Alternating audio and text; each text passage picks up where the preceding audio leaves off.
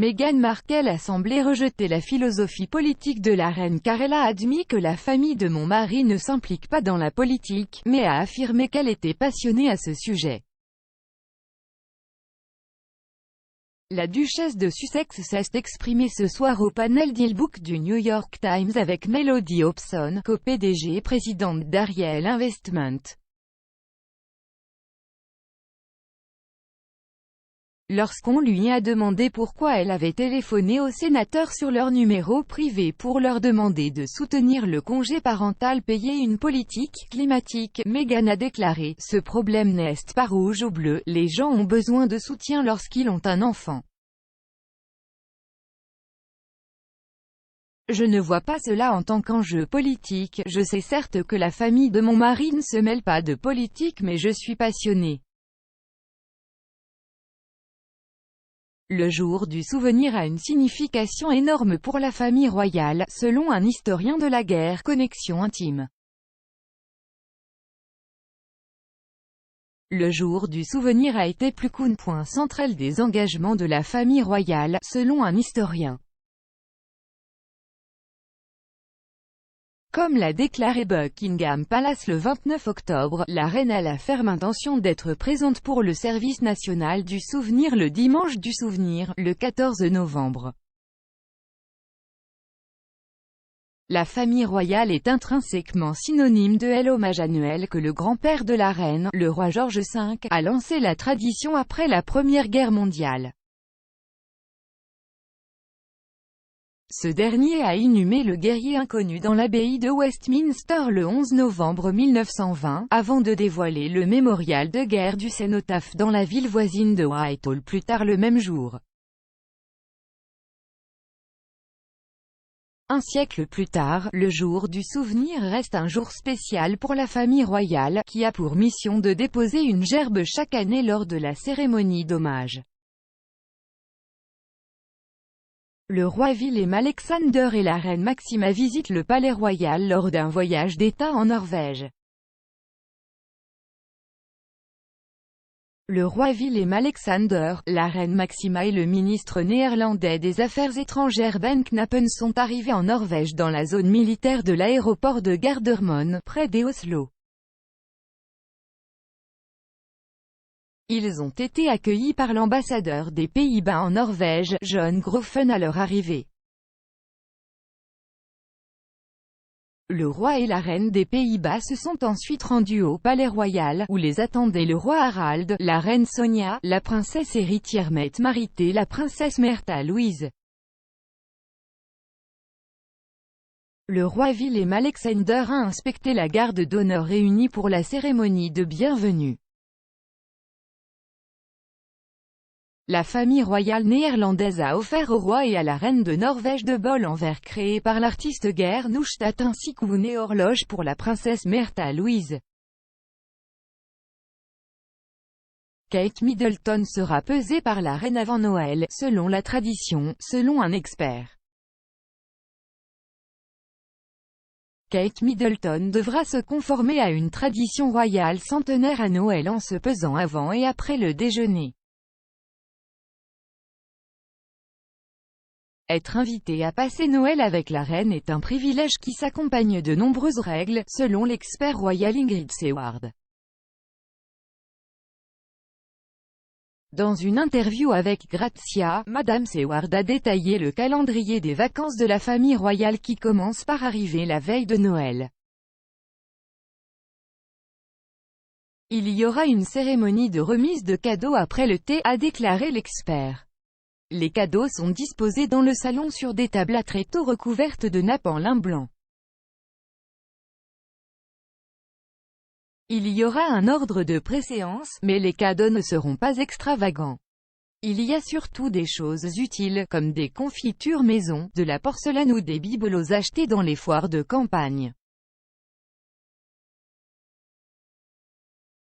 Jay investit en moi, Meghan Markle dit que la première entreprise vendait des chouchous. Meghan Markle, 40 ans, est apparue aux côtés du journaliste américain Andrew Ross Sorkin, 44 ans, et de la présidente de Starbucks, Melody Hobson, 52 ans, au sommet d'E-Book Online du New York Times mardi. Lors de l'apparition de 31 minutes de la duchesse de Sussex sur le flux YouTube de l'événement, le trio a discuté de la manière de garantir que les femmes puissent atteindre la parité économique et professionnelle. Cependant, Madame Markle a également révélé la première entreprise commerciale dans laquelle elle s'est lancée. Je me souviens quand j'étais très jeune, je devais avoir 8 ou 9 ans, j'ai commencé à fabriquer des chouchous à vendre, a déclaré la duchesse. La reine visitera-t-elle Sandringham pour Noël cette année? La tradition royale expliquée. La reine Elisabeth II, 95 ans, reste généralement dans son domaine de Sandringham pendant la période des fêtes, mais l'année dernière, les restrictions sur les coronavirus ont perturbé cette tradition. Alors, la reine visitera-t-elle Sandringham pour Noël cette année? Ce Noël sera sans aucun doute difficile pour le monarque, car ce sera son premier Noël en tant que reine sans son défunt mari, le prince Philippe. L'année dernière, la reine et Philippe ont passé ce qui serait le dernier Noël du duc ensemble au château de Windsor, où le couple avait passé la majeure partie de la pandémie. Mais généralement, la reine passe ses Noëls à Sandringham ou à Norfolk. Le prince Harry affirme avoir averti le PDG de Twitter des émeutes du Capitole aux États-Unis avant qu'elles ne se produisent. Le prince Harry, 37 ans, a affirmé avoir averti le PDG de Twitter, Jack Dorsey, des émeutes du Capitole aux États-Unis la veille de leur apparition. S'adressant à Wired, le prince a déclaré « J'ai prévenu Jack qu'un coup d'État était en train d'être organisé la veille, 5 janvier et je n'ai plus eu de ces nouvelles depuis. » L'émeute de Capitole. Il a vu des militants d'extrême droite prendre violemment d'assaut le bâtiment du Capitole américain le 6 janvier. L'émeute aurait gagné du terrain sur les réseaux sociaux, ce qui a conduit Twitter à effectuer une purge massive des comptes le lendemain, y compris la suspension du compte de Donald Trump. La conversation avec Wired, qui a vu Harry discuter des dangers de la désinformation sur Internet, faisait partie de leur événement Rewired. L'événement a vu des personnalités de premier plan discuter de comment construire un avenir meilleur. Les fans de Markle appellent la duchesse de Sussex une reine après que Meghan ait fait un discours politique aux États-Unis. Les utilisateurs des médias sociaux ont salué Meghan Markle, 40 ans, la seule reine, alors que la duchesse a expliqué comment les femmes peuvent atteindre la parité économique et professionnelle lors d'une conférence du New York Times. Meghan Markle a rejoint un sommet en ligne du New York Times, le Dealbook, pour discuter de « solutions descendantes » pour créer « des opportunités pour les autres, en particulier pour les femmes ». La duchesse de Sussex était l'une des 2 figures révolutionnaires à prendre la parole lors de l'événement, appelé Minding the Gap. Rejoint par la femme d'affaires Melody Hobson, présidente et co-PDG d'Ariel Investment et présidente de Starbucks Corporation, les deux ont eu une conversation sur la façon dont leurs expériences partagées ont influencé leurs réflexions. Les fans ont félicité Meghan, avec un utilisateur de Twitter, @Zagaye, en disant « Wow, elle est exceptionnelle ». Le prince Harry a déclaré que le problème de la désinformation n'était pas trop important à résoudre.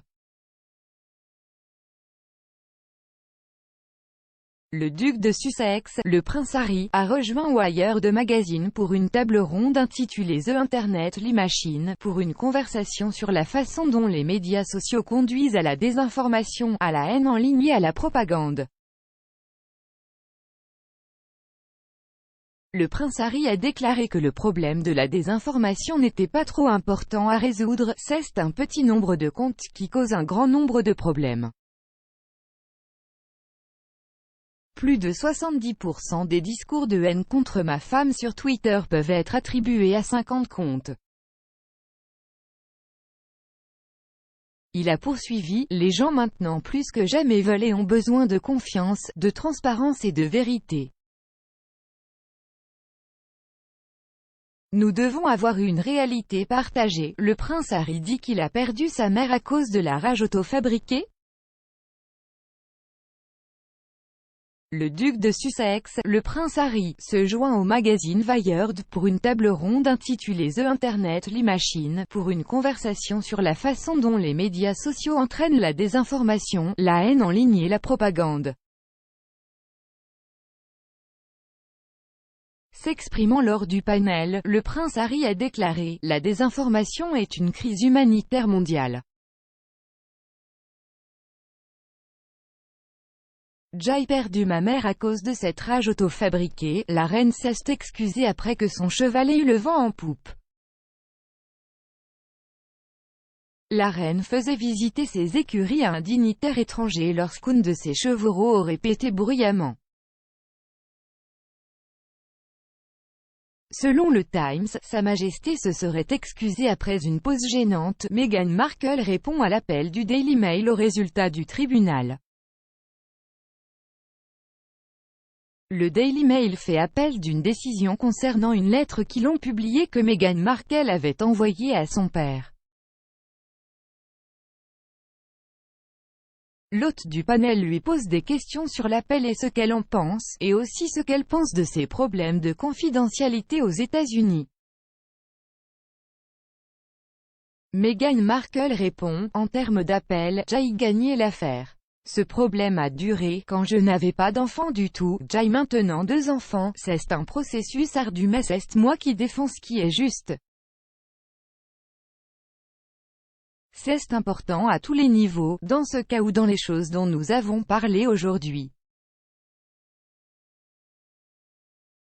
À un certain point, peu importe à quel point c'est difficile, vous connaissez la différence entre le bien et le mal et vous devez faire pour ce qui est bien. Meghan Markle dit que sa santé mentale est dans un bien meilleur endroit. Andrew Sorokin, animateur du panel, demande à Meghan Markle « Vous sentez-vous mieux à propos de tout ? Je suis sérieux. Vous avez dit santé mentale, et il y a eu un moment où beaucoup de monde se posait la question. »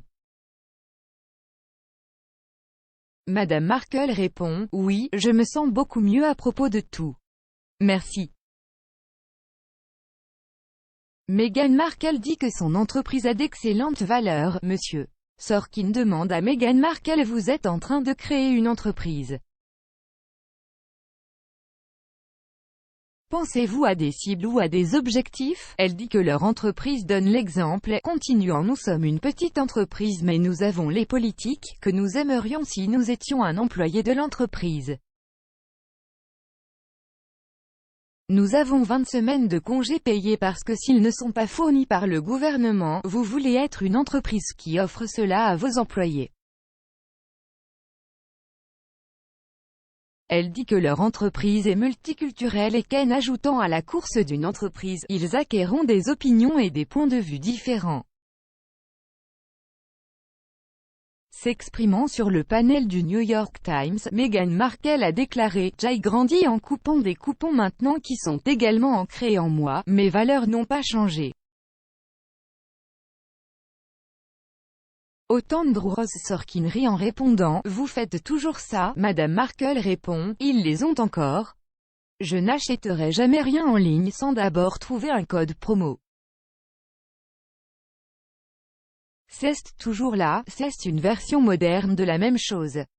C'était enraciné en moi quand j'étais jeune. Imaginez à quoi ressemblerait le monde si vous enraciniez d'autres éléments de compréhension financière, en particulier une jeune femme. Monsieur Sorkin demande d'où vient cette valeur du travail et Madame Markle l'attribue à ses parents. Je me souviens quand j'étais très jeune, je devais avoir 8 ou 9 ans, j'ai commencé à fabriquer des chouchous à vendre. Ma mère est allée à Queen Downton pour obtenir des morceaux de tissu dans le magasin de tissus et je les vendrais. Je me souviens du sentiment de savoir que j'avais fait quelque chose et que j'avais investi en moi-même, et j'avais fait ce travail et j'avais été indemnisé pour cela. Il y avait un sentiment de fierté, ça vient de là. Le prince Charles ne veut pas de seul dans la famille royale quand il est roi. La commentatrice royale Camilla Tomaine a déclaré que le prince de Galles allait probablement réduire la monarchie lorsqu'il monterait sur le trône.